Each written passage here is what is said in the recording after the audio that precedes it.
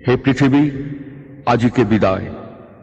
এ দুর্ভাগা চায়, যদি কভু শুধু ভুল করে মনে রাখো মোরে। বিলুপ্ত সার্থক মনে হবে দুর্ভাগার। বিস্মৃত শৈশবে যে আধার ছিল চারিভিতে, তাই কি নিভিতে আবার আপন করে পাব।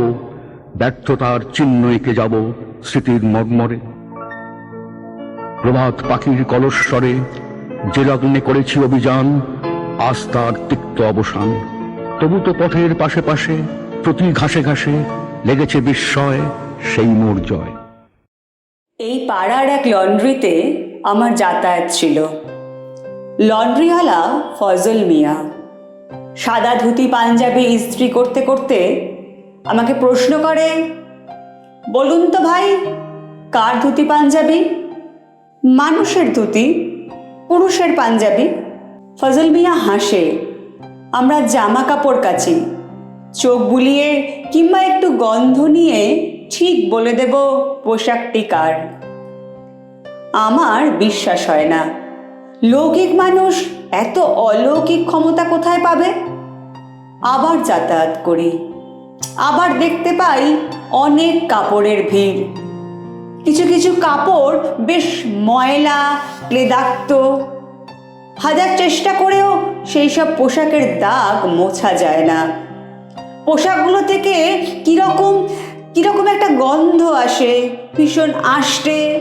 দীর্ঘদিনের পর ফ্রিজ খুলে যেরকম একটা মন্দ লাগার গন্ধ ভালো অনুভূতিগুলোকে বিপন্ন করে তোলে। ফজল আলী খাবার খেতে ভেতরে গেছে। আমি ওই সাদা কাপড়গুলো শুঁকে দেখলাম, চশমা খুলে সাদা চোখে দেখলাম। কোথাও এক চিলতে কয়লা লেগে নেই, কোথাও এক চিমটে নদীর বালি লেগে নেই, কোথাও গরুর খুঁড়ের এক বিন্দু মাটি লেগে নেই, কোথাও জলা বুঝিয়ে অট্টালিকার ছায়া জমে নেই, কোথাও নদী বুঝিয়ে ভেড়ি ডুবিয়ে গৃহস্থালির পাক লেগে নেই। চোখ বন্ধ করে অনেকক্ষণ ধরে সাদা জামা কাপড় শুঁকে দেখতে দেখতে হঠাৎ শুনতে পেলাম, যে শিশু ভূমিষ্ঠ হলো আজ রাতে, তার মুখে খবর পেলুম। বাকিটা শোনা হয়নি, বাকিটুকু শোনা হয়ে আছে। তোমার আসন শূন্য আজি, হে বীর পূর্ণ করো, হে বীর পূর্ণ করো তোমার আসন। দুজনে একসঙ্গে আত্মভবনে থেকেছি। মানে আমার খুব কুঅভ্যাস আছে, আমি যে কোনো বিছানায় একা শুতে চাই, কিন্তু কমরে বুদ্ধবর্ষের সঙ্গে আমার শেয়ার করতে হয়েছে, কারণ আর কোনো বিছানা নেই তাদের ওখানে যেখানে আমি ছিলাম।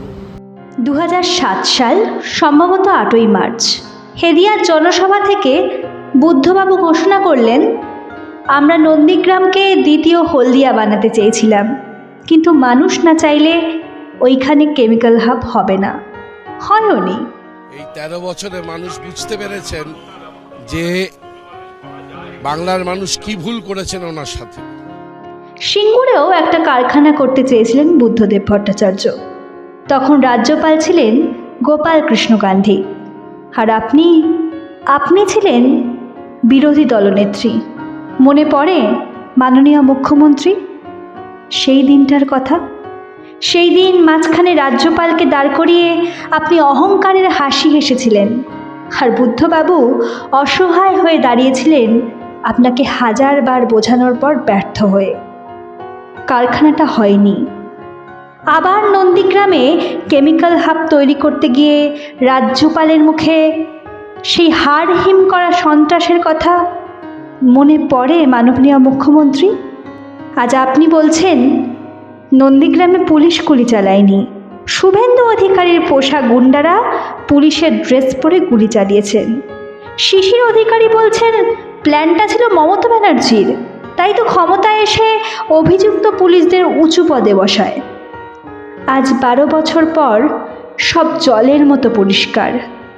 বুদ্ধদেব ভট্টাচার্যের সাদা পাঞ্জাবিতে একটুও দাগ লাগেনি।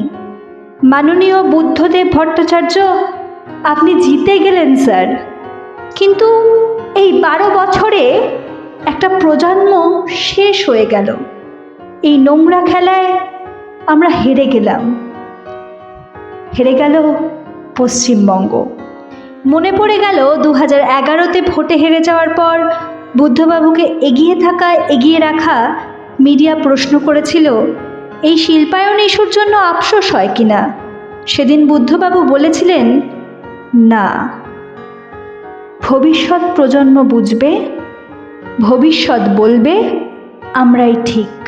60 সাল থেকে প্রেসিডেন্সি কলেজে, তখন আমরা দুজনে একই বছরের ছাত্র, বুদ্ধ খুব সুন্দর ফল করত। ওইখানে যখন শুরু, তখন রাজনৈতিক দিক থেকেও মতাদর্শগতভাবে আমাদের একটা কিন্তু সখ্যতাও ছিল, সেটা আমার সারা জীবন থেকে। সালটা 2008। শালবনীতে ইস্পাত কারখানার উদ্বোধন করতে যাচ্ছিলেন তৎকালীন মুখ্যমন্ত্রী বুদ্ধদেব ভট্টাচার্য।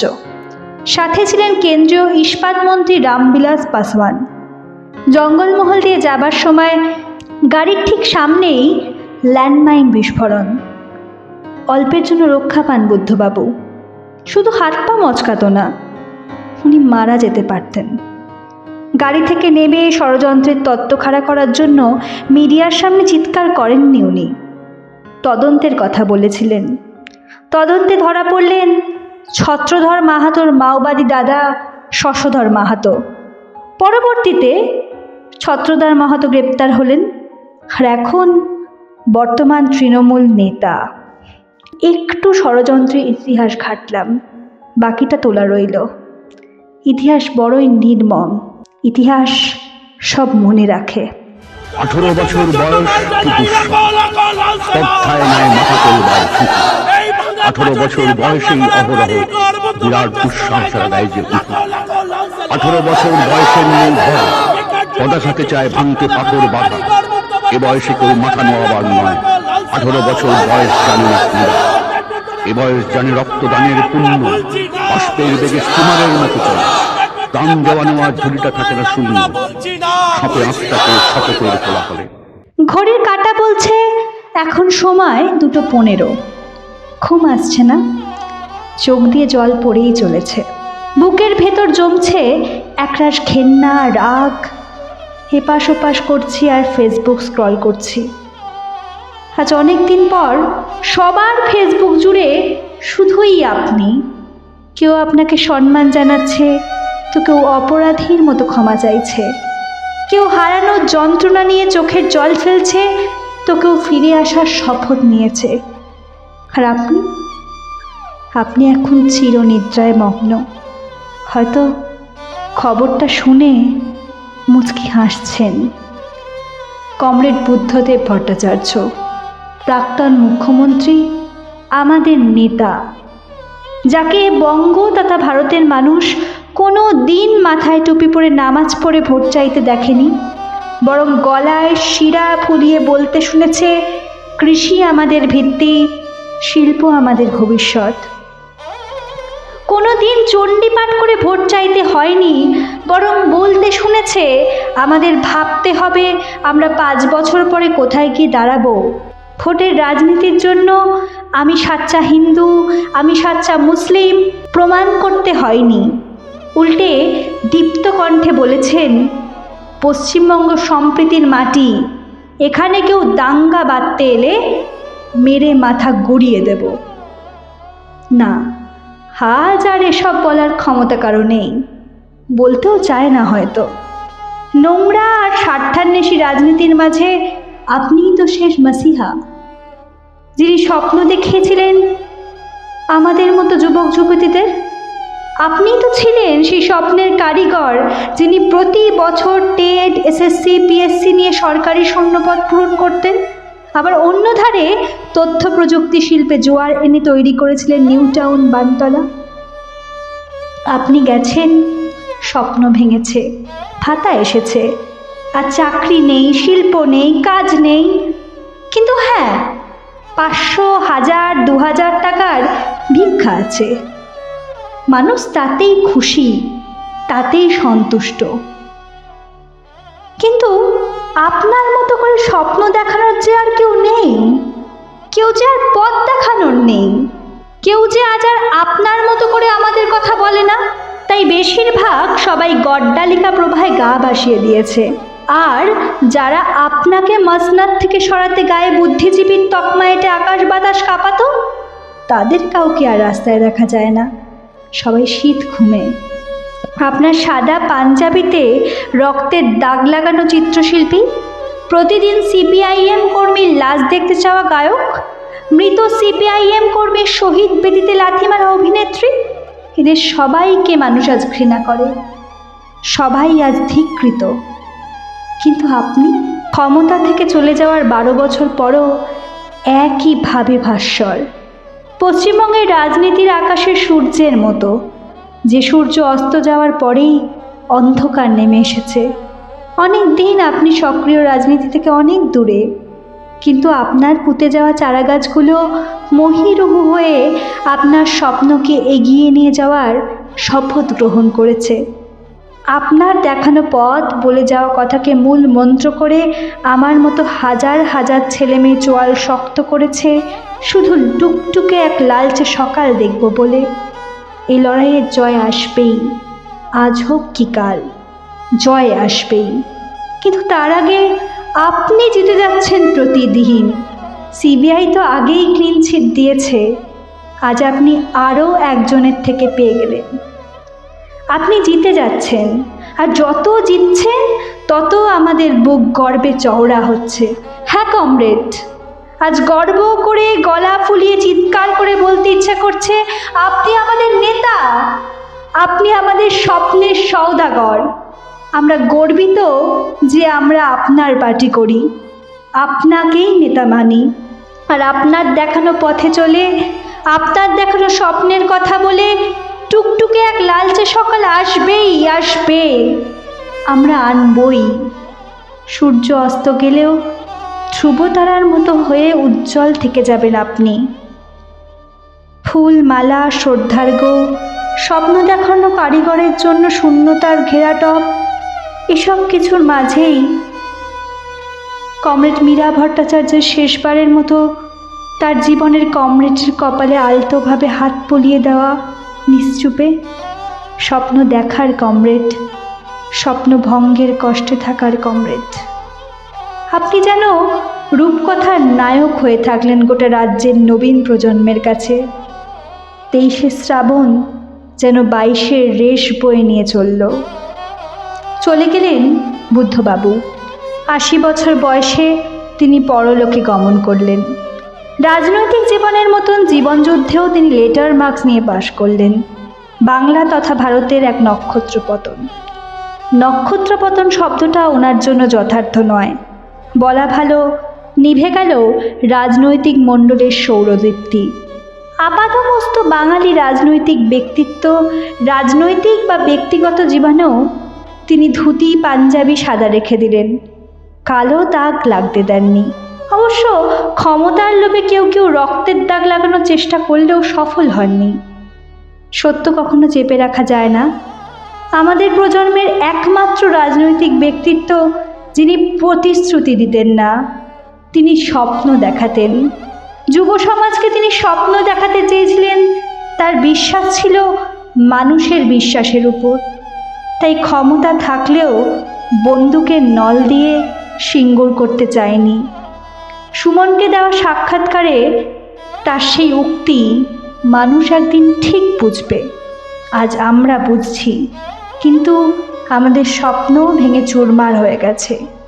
স্বপ্ন দেখানো সেই মানুষটি আজ চির ঘুমের দেশে পাড়ি দিয়েছেন। আমার দেখা একমাত্র রাজনৈতিক ব্যক্তিত্ব যিনি যুব সমাজের চাহিদা আকাঙ্ক্ষা উপলব্ধি করেছিলেন, যুব সমাজকে অনুদানের বদলে উপহার দিতে চেয়েছিলেন, এমন এক উপহার যার মূল্য শুধু বৃদ্ধিই পাবে, কখনো হ্রাস পাবে না। সেই উপহার আমরা গ্রহণ না করে পরিত্যাগ করি।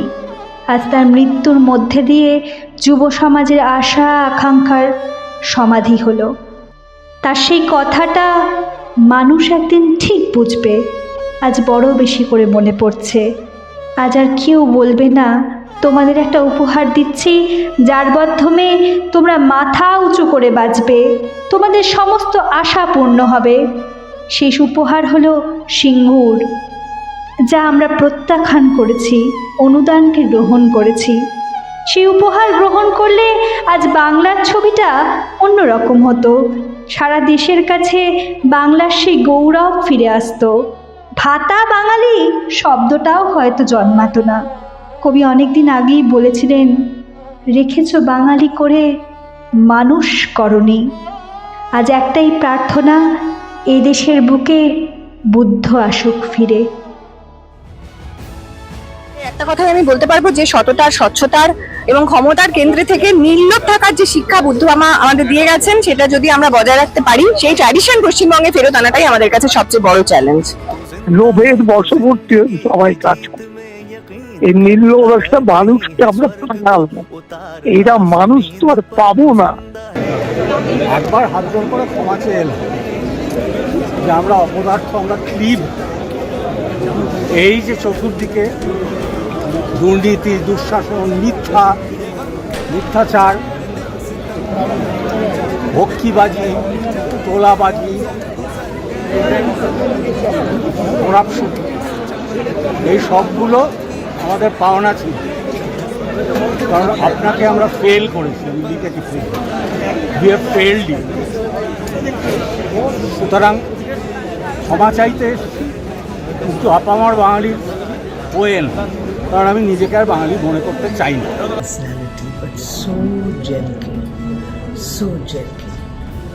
उनके हर एक स्पीच में whatever he spoke, जा किच्छु बोलते, I would always find that humane aspect. প্রাক্তন মুখ্যমন্ত্রী শ্রী বুদ্ধদেব ভট্টাচার্য সম্পর্কে এক কথায় কিছু বলা খুব মুশকিল। তার জীবনের নানা দিক ছিল, নানা মানুষ তাকে নানাভাবে চিনেছেন, জেনেছেন, বুঝেছেন।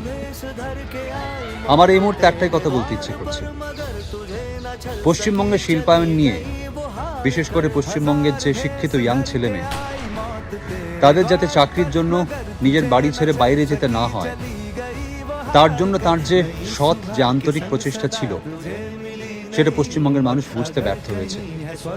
এটা এই রাজ্যের জন্য অনেক বড় লস। তার সঙ্গে এটাও বলবো যে তার যে অনাড়ম্বর জীবন, যে অনেস্টি, যে সততা, কাজের প্রতি নিষ্ঠা, ভারতবর্ষের রাজনীতিতে একটা উজ্জ্বল দৃষ্টান্ত হয়ে থাকে। অনেকদিন ধরেই করুণা হয়, রাগ হয় না। বুদ্ধদেব ভট্টাচার্যের উচ্চতা আমরা বুঝলাম না। সৎ হবে এটাই স্বাভাবিক, তাই ওনাকে সততার প্রতীকে প্ল্যাকার্ড গলায় ঝুলিয়ে করতে হতো। যিনি সততার প্রতীক হন, তাকে নতুন করে তার ফ্লেক্সের নিচে ব্যান্ড নতুন করে নিচে লিখতে হয় না সততার প্রতীক। যিনি সততার প্রতীক, বাংলার মানুষ জানে কে সৎ কে অসৎ। এমন একজন মানুষ যিনি সবাইকে দেখুন মিলিয়ে দিলেন, সবাই মিলে গেল, রাজনীতি, রং, ধর্ম, বর্ণ সব এক হয়ে গেল। আমাদের কাছে সততার প্রতীকের জন্য আলাদা করে অ্যাডভার্টাইজমেন্ট করতে হয় না। বুদ্ধদেব ভট্টাচার্যের এই লম্বা রাজনৈতিক জীবনে কেউ আজ অব্দি ওনার ব্যক্তিগত জীবন, ওনার রাজনৈতিক জীবনে আঙুল তুলতে পারেননি। বুদ্ধবাবু আমাদের ছেলেবেলার হিরো, তাকে দেখে বড় হয়েছে, এবং একটা জীবন, পলিটিক্যাল জীবন যেরকম হতে পারে, একজন অনেস্ট মানুষ কিরম দেখতে হয়, সেটা আমার ছেলেকে দেখাতে এনেছি। 5 বছরের ছেলেকে, ওদের জেনারেশন বোধহয় দেখতে পাবে না এরকম মানুষ। নিজেদের ব্যর্থ মনে হচ্ছে, আমরা সেই জেনারেশন যারা বুদ্ধবাবুকে সম্মান জানাতে পারিনি। শ্রদ্ধেয়, প্রিয়, আমার নায়ক, আদরের ভালোবাসার স্যার, আর কি কি লেখা উচিত আমি জানি না। আপনাকে চিঠিতে কিভাবে ডাকা উচিত তাও জানি না। মানে সামনে থেকেও কোনোদিন ডাকার সৌভাগ্য হয়নি। হয়তো সেখানেও এরকমভাবেই ডাকার মুহূর্তে খাবি খেতাম না। আপনাকে কোনোদিন সামনে থেকে ডাকার প্রাপ্তিক যোগ ঘটেনি, অবশ্য ঘটলেও সাহসে কুলোতো না। আপনি যখন মুখ্যমন্ত্রী হলেন, আমি তখন ক্লাস 5। আপনাকে আমার কাছে স্কুলের মতো করে চিনিয়েছিল আমার বাবা। স্কুলে যেমন রোজ যাওয়া দরকার, তেমনি বাড়ি থেকে আপনার কাছে রোজ নিয়ে যেত মানে হাত ধরে নয়। আপনার ভাবনা, চেতনা, নানান জায়গার কথা বলা সব কেমনভাবে জানি না পৌঁছে যেত আমার কাছে রোজের ওঠা বসায়। ক্লাস 5, শাহরুখ, সালমান, আমিরের সাথে আমার বইয়ের পাতার ফাঁকে ফাঁকে সমানভাবে টক্কর দিচ্ছেন আপনি। প্রথম আপনাকে ভালো লাগাটা কিন্তু কিছু না বুঝেই, স্বাভাবিক, বুঝতেই পারছেন তখন আমার বয়স আর কতটুকু।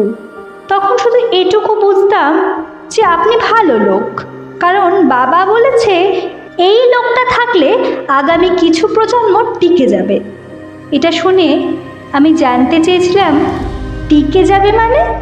এ আবার কী ধরনের কথা? বাবা বলেছিলেন টিকে যাবে মানে থেকে যাবে, ভেসে যাবে না। তাও বুঝতে পারিনি, শুধু বুঝেছিলাম যে ওই আপনি লোকটা বোধহয় ভালো। মোটামুটি ওই বয়সেই আপনাকে কাছ থেকে দেখেও ফেললাম। কাছ থেকে বলতে ওই আর কি, আপনি মুখ্যমন্ত্রী হওয়ার পর প্রথম ব্রিগেড, স্টেজের ডান দিক থেকে মানে এনবি স্টলের কাছ থেকে দেখলাম আমার সেই অঙ্ক বইয়ের ভেতর শাহরুখ, সালমান, আমিনের সাথে থাকা আমার হিরোকে। তখন শুধু দেখেই ভালো লাগা, ব্যাস। বড় হলাম, স্কুল পেরিয়ে কলেজ, এবার শুধু দেখে ভালো লাগার গণ্ডিটা টপকালাম। এবার জানতে হবে কে আপনি, আপনার কি এমন ব্যাপার যে ছোটবেলায় বাবা বা পরিচিত মানুষজন আপনাকে নিয়ে এত মাতামাতি করতো। যত জানলাম, পড়লাম, শিখলাম, তত উপলব্ধি করতে শুরু করলাম। কি উপলব্ধি করলাম জানেন? বাবার ওই কথাটা, ওই যে বলেছিলেন এই লোকটা থাকলে আগামী কিছু প্রজন্ম টিকে যাবে। প্রচণ্ড অনুভব করতে পারলাম ধীরে ধীরে। সময় অনেকটা গড়ালো, আপনি যাদবপুর থেকে হারলেন। 2011 আমারও কলেজ শেষ। হারলেন তো কি হয়েছে, আমি তো ততদিনে আপনাকে, আপনার পার্টিকে ভালোবাসার কারণ খুঁজে পেয়ে গেছি। তাই আপনি এবং সিপিএম হারার পর থেকে আরও তীব্রভাবে ভালোবাসতে শুরু করলাম। বলা ভালো, আগলে ধরে বাঁচতে শুরু করলাম। কারণ বুঝলাম বাঁচার জন্য এই মতবাদটা আগলে ধরে লাভ নেই, বরং মতবাদটাকে আগলে ধরে থাকলে বাঁচাটা মসৃণ হয়ে যাবে। শাহরুখ খান বলেছিল, হারকে জিতনে वालों को बाजीगर कहते हैं। ওটা তো ফিল্ম, স্ক্রিপ্টেড। বাস্তবের বাজিগর তো আপনি। হারলেন আপনি, হারলো আপনার দল, কিন্তু জিতলো আমার মতো কিছু অদম্য জেদ, যারা মনে মনে প্রতিশ্রুতি করে নিল বদলালে দিন বদলাবো, কিন্তু পার্টি না। আপনাকে নিয়ে অনেকক্ষণ ভালো ভালো সব কথাবার্তা লিখে চলেছি। আমার এই চিঠির হেডিং তো অন্য কথা বলছে। বুদ্ধবাবু, এটা আপনি ঠিক করেননি। হ্যাঁ, সত্যি সত্যি বলছি, আজ এসে আরও বেশি করে মনে হয় ওই কথাগুলো। না, বাবার সাথে আর আপনাকে নিয়ে খুব বেশি কথা হয় না। মাঝে মধ্যে আমাকে জিজ্ঞাসা করে যে আপনি কেমন আছেন, ডাক্তার কি বলছে ইত্যাদি। আসলে বুদ্ধবাবু, ওই ক্লাস 5-এর আমিটাকে এখন ওই টিভি, সিনেমা, থিয়েটারে দৌড়াতে এবং আপনার পার্টির সমর্থক হিসেবে 2-4 জন চেনে। তাই বাবা ভাবে আমার কাছে নিশ্চয়ই আপনার খবর থাকবে। বিশ্বাস করুন, আমি চাইলেই আপনার শরীরের খবর অনেকের থেকে নিতে পারি, কিন্তু নিই না, নেবও না। কারণ আপনি তো আমার সেই অঙ্ক বইয়ের হিরো। হিরো মানে শেষে সে জিতবেই, এরকমটা জেনেই তো বড় হয়েছি। তাই খবর নিয়ে লাভ কি? তাই বাবা জিজ্ঞাসা করলে কোনো খোঁজ খবর না নিয়ে বলে দিই, হ্যাঁ এখন বেশ ভালো আছে। কতটা কি বুঝতে পারে জানি না, শুধু একগাল হেসে বলে ভালো থাকলেই ভালো। হেই রে, দেখলেন আমার হেডিংটা কিছুতেই জাস্টিফাই করতে পারছি না। বুদ্ধবাবু, এটা আপনি ঠিক করেননি। এই নিয়েই আপনাকে চিঠিটা লিখবো ভেবেছিলাম, কিন্তু আপনাকে লেখা প্রথম চিঠি তো সব গুলিয়ে যাচ্ছে। শুধু প্রথম চিঠি না, বলা ভালো সরাসরি আপনাকে বলা আমার প্রথম কথা। তবে সত্যি আপনি এটা ঠিক করেননি, তাই আপনি আজ বাতিল। আপনি আগামী প্রজন্মের কথা ভেবে শিল্প এনে ঠিক করেননি।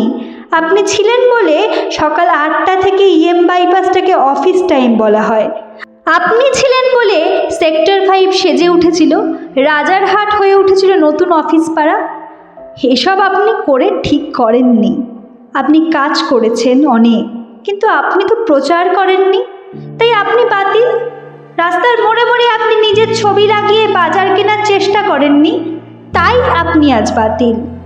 আপনি সিঙ্গুরে কারখানা করতে চেয়েছিলেন, তাই হয়তো আপনি আজ বাতিল। এত বছর মুখ্যমন্ত্রী থেকে আজও আপনি একটা কুচকে ফ্ল্যাটে থাকেন। আপনার নামে পাম অ্যাভিনিউ জুড়ে 35টা প্লট নেই, তাই আপনি আজ বাতিল। আপনি হেরে যাওয়ার পর এই রাজ্যটা ক্রমাগত বৃদ্ধাশ্রম হয়ে উঠেছে। আপনি একদিন কষ্ট করে বাড়ি থেকে বেরিয়ে হাওড়া, শিয়ালদা কিংবা এয়ারপোর্টে গিয়ে দেখে আসুন, দেখতে পাবেন কোনো না কোনো বাবা মা তার ছেলে বা মেয়েকে ব্যাঙ্গালোর, পুনে অথবা চেন্নাই ছাড়তে কাঁদো কাঁদো চোখে দাঁড়িয়ে আছে। আপনি এটা ঠিক করেননি, আপনি হারেননি, হেরে গেল কয়েকটা জেনারেশন। ওই বাবা বলতো না, এই লোকটা থাকলে আগামী কিছু প্রজন্ম টিকে যাবে। সেই টিকে যাওয়াটা হলো না, হয়তো হবে।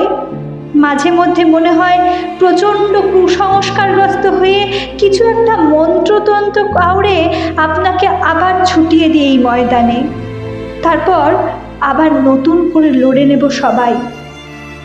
আপনার খোঁজ নিচ্ছি না, চারিদিকে একটা মিথ্যা রটিয়ে দিচ্ছি যে আপনি ভালো আছেন।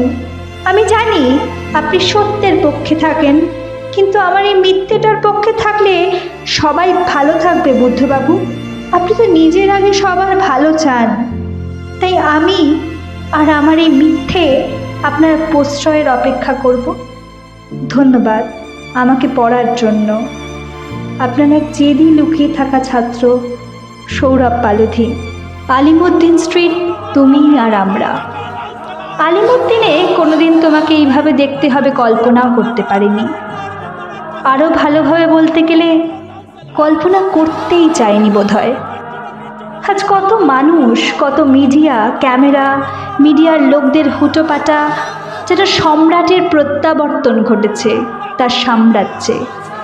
এক্ষুনি সে যেন তার বলিষ্ঠ কণ্ঠে জনতার উদ্দেশ্যে কিছু বলে উঠবে, কিন্তু না, আজ তুমি কিছুই বললে না, চুপটি করে দেখে গেলে সবটুকু। আচ্ছা, সত্যি কি কিছুই বললে না, নাকি ওই নিস্তব্ধতার মধ্যেও অনেক কিছু বলে গেলে? হয়তো বললে, যারা আজ ওখানে ছিলাম তারা সবাই যেন শুনতে পেলাম তোমার না বলা অনেক কথা। কথা দিলাম, যারা আজ ছিল না ওখানে তাদের কাছে সেই কথাগুলো পৌঁছে দেওয়ার ভারটা আমরা নিলাম। সবশেষে যখন তোমার বুকে তোমার প্রিয় লাল পতাকাটা দিয়ে বললাম ভালো থেকো, তার আগে অনেক অভিযোগ লিখে এসেছিলাম ওই তোমার বাঁধানো ফটোটার সামনে রাখা নোটবুকটায়। ওই যে শেষ অভিযোগটা, পারলে অবসরে পড়ে নিও। অনেকে ভাববে চলে যাওয়ার পরেও অভিযোগ। হ্যাঁ, আমার মতো যাদের কাছে তুমি অনেকটা ছিলে তাদের অনেক অভিযোগ রয়েই গিয়েছে, জানি তুমি বুঝবে। এখনো ঘোরের মধ্যেই কাটছে আলিমুদ্দিন, দীনেশ মজুমদার ভবন, তারপর মিছিলে এনআরএস পর্যন্ত স্লোগানে স্লোগানে, আর ইন্টারন্যাশনালে যখন তোমাকে বিদায় জানাচ্ছি তখনও ঘোরের মধ্যে। তারপর যখন ওই এনআরএসের গেটটা বন্ধ হয়ে গেল তখন চোখের কোণটা আজ প্রথম ভিজে এসেছিল। ক্লান্ত লাগছিল ভীষণ, মনে হচ্ছিল এবার হাঁটার ক্ষমতা হারিয়েছি। তারপর আজ তোমার না বলা কথাগুলো আবার মনে পড়ে গেল। ওই এখনও অনেক পথ হাঁটা বাকি, অনেক। আবার হাঁটা শুরু করলাম। তোমার স্বপ্ন যে এবার পূরণ করতে হবে, তাই না কমরেড? না, অভিযোগ যা লেখার খাতাতে লিখে এসেছি, আর কোনো অভিযোগ করব না। এবার তুমি শান্তিতে ঘুমাও, আমরা তো রইলাম। ভালো থেকো মুকুটহীন সম্রাট, ভালো থেকো।